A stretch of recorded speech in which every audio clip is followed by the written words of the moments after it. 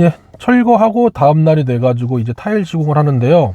욕실에 타일 사이즈를 확인을 한 다음에는 욕실에 타일을 어떻게 붙일지 계획을 세워야 되는데요. 요거 와리를 본다 그러는데, 욕실의 벽하고 바닥의 정확한 사이즈를 재고 거기서 타일을 어떻게 붙일지를 계획을 미리 세워놓고 붙여야 되는데, 뭐 숙련된 오래된 기술자분들 같은 경우에는 뭐 이까이 거 대충 알아서 붙이면 된다라고 실만 대충 띄우거나 실도 안 띄우고 알아서 텅텅 붙이는 분들이 계시는데, 그거는 너무 옛날 방식이고 요즘엔 좀 안 맞고요. 정확하게 가는 게 좋습니다. 일단 타일을 붙일 때 몇 가지 원칙이 있는데, 그 중에 하나가 쪽을 내지 않는다. 쪽을 내지 않는다는 건 뭐냐면, 타일을 계산을 안 하고 처음부터 그냥 붙이다 보면 안 자른 타일로 붙여가다가 마지막 장은 짧아질 수밖에 없는데, 그게 과하게 짧으면 보기에도 흉하고 접착제가 붙는 면적이 좁기 때문에 타일 탈락이 잘 일어나요. 그렇기 때문에 최대한 그 쪽이 나는 부분, 타일을 잘라서 붙이더라도 최대한 넓게 붙일 수 있도록 계산을 해줘야 되고요. 그리고 아까 말씀드린 매도시, 벽하고 바닥의 줄눈이 서로 이어지는 라인 매칭이랑 그다음에 육아자리 부분까지 고려를 해가지고 가장 보기에 예쁜 타일을 붙일 수 있는 와리를 보는 작업에 시간을 많이 들일수록 좋아요. 그래야지 결과물도 더 잘 나오고요.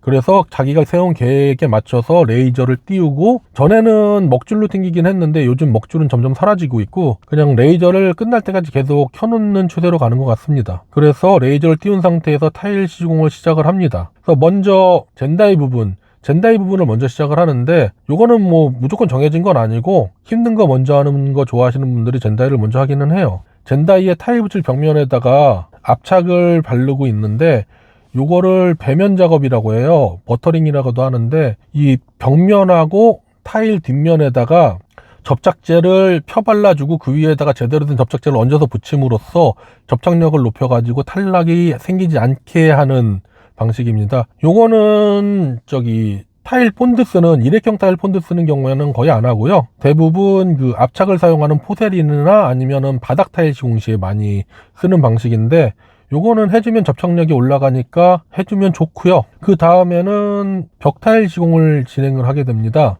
여기 같은 경우에는 욕실하고 안방에 기술자들이 한 명씩 따로 들어가가지고 하루에 타일 시공을 끝냈는데, 거실하고 안방 타일 시공하는 거 보면 작업자들 스타일이 나오는 거죠.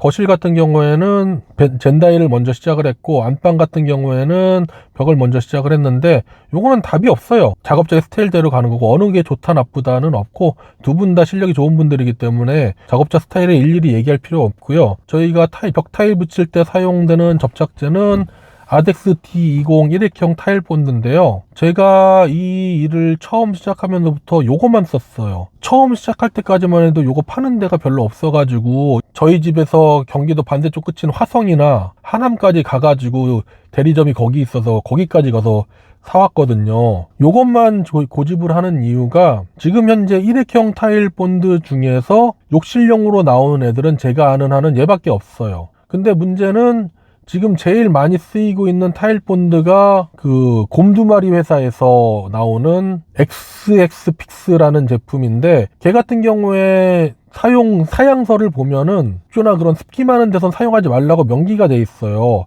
걔가 물에 녹거든요. 그렇기 때문에 여기처럼 아예 욕실용이라고 명기돼 있는 얘만 사용을 하고 있고요. 다행히 요즘에는 이게 구하기가 쉬워져 가지고 전처럼 사러 가는데 고생을 안 해도 되는데, 어쨌든 저는 요거를 쓰는 게 맞다라고 보고 있습니다. 물론 약간 더 비싸고 한 통 분량도 기존 거에 비해서 조금 적어가지고 준비해야 될 수량도 좀 늘어나는데, 그럴 만한 가치가 있다고 봐요. 그리고 어느 정도 붙이고 나선 이렇게 욕조를 놓는데, 바닥에다가 벽돌을 싸서 욕조 높이를 맞추고, 그리고 거기다 물을 담아가지고 흔들리지 않게 한 다음에 수평대를 얹어서 정확한 각도를, 만약에 그렇게 시공하는 기술자는 없겠지만 이게 뭐 잘못 각도를 맞춰서 물이 고이거나 그런 일이 없게 수평대로 확인을 해가면서 쌓아서 고정을 시킵니다. 이렇게 해서 바닥에다가 욕조를 얹은 다음에 타일 측면을 마감을 하는데요. 측면 마감은 욕조 살 때 같이 파는 에이프런, 치마라고도 하는 동일한 재질의 뚜껑을 사다가 꼽아버려서 닫는 방식이 하나가 있고, 예쁘게 마감을 하길 원하시는 경우에는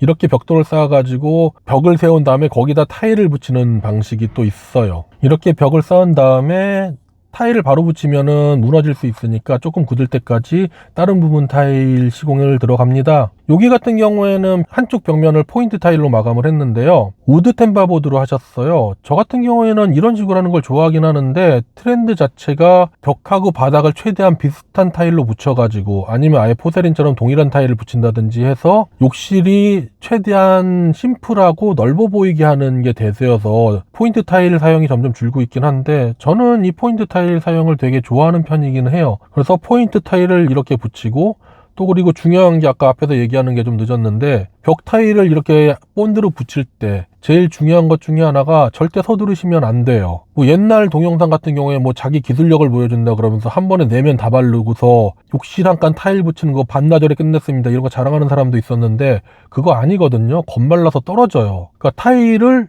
본드를 바르고 나서 얼마 안에 바르라는 시간까지 다 정해져 있기 때문에 최대한 맞추는 게 좋고 그것까지 일일이 맞추는 게 힘들다 손 치면 한 번에 한 면씩 서두르지 않고 붙여야지 나중에 타일 탈락 같은 하자 발생이 낮아집니다. 이 부분은 꼭 지켜야 된다고 저는 생각을 해요. 어쨌든 이렇게 욕실이랑 끝나고 젠다이의 인조 대리석 올리고 다음에 세탁실 바닥 타일까지 타일 시공이 끝났습니다. 그리고 나면은 매지를 채워야겠죠. 매지 같은 경우에는 저는 홈멘트나 백시멘트보다는 아덱스 탄성줄눈을 거의 그것만 쓰는데요. 일단은 오염이 제일 늦게 생겨요. 수분 흡수율이 다른 일반적인 매지보다 30% 정도밖에 안 된다 그래가지고 수분 흡수율이 낮다는 거는 물도 빨리 마르고 오염에도 강하다는 거기 때문에 무조건 매진 언젠가는 오염되거든요. 그 오염되는 시간을 나중으로 모를 수 있습니다. 요즘은 이게 싫어서 뭐 케라폭시 같은 에폭시 계열 줄눈을 넣는 분들도 많은데 그거는 뭐 별도 얘기로 따로 해야 될 얘기고 보통 이렇게 매지를 넣으면 전에는 매지 색깔이 한정돼 있어가지고 백색, 검정색, 회색 요 세 개밖에 없었는데 요즘은 매지 색깔도 되게 다양해가지고 타일하고 매지 색깔을 최대한 비슷한 색깔로 넣는 게 트렌드인데 여기는 고객분이 깔끔하게 흰색으로 가자라고 말씀을 하셔서 전체를 다 흰색으로 매지를 집어넣습니다. 이렇게 매지까지 집어넣고 2일차 타일 시공이 마무리됐습니다. 아 여기 현관 타일 됐는데 깜빡했네요. 예, 여기까지 이틀차 타일 시공 현장이었습니다. 이상입니다. 감사합니다.